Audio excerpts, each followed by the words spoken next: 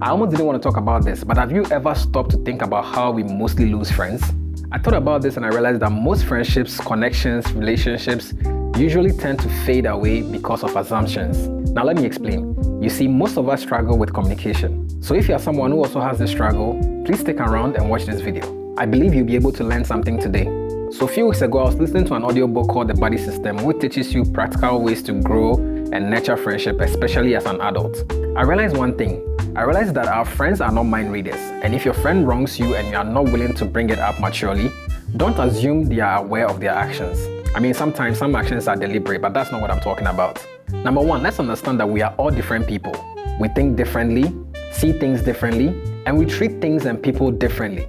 As we grow older, right, priorities change, and friendships become something for purpose and not just convenience.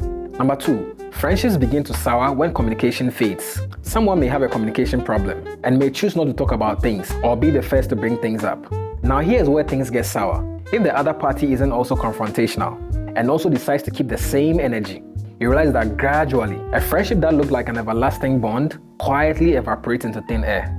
Assumptions kill relationships and friendships quicker than distance and resentment ever will. Sometimes we assume someone doesn't value us because they decided to take a decision without informing us. I can talk about many scenarios, but the bottom line is, clarity comes with effective communications and not conclusions and assumptions. It costs nothing to be the bigger person to ask if there is something wrong or if there is anything that can be done to strengthen the bond or the friendship you once had. You see, many people are dealing with a lot of life challenges that causes them to be distant, quiet, and sometimes stay in their shell. But because they are not communicating, you might be quick to assume that they are trying to cut you off or be hostile. So my advice is, unless there is a clear conflict between you two or whoever is involved, don't conclude before asking.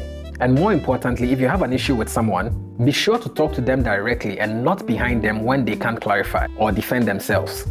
A simple "can we talk about what is going on" can bring a lot of clarity more than assumptions will. So if you want to save your almost falling friendships, relationships, connections, partnerships, approach with wisdom. Don't be brutally confrontational. Be kind with your words and be more accommodating, and you'll be amazed the number of relationships you'll be able to save and keep for a lifetime. Let's be better for ourselves and for each other. And don't be selfish. Share this with a friend who needs to see this, and always remember that this is just a brotherly advice and I'm only looking out for you.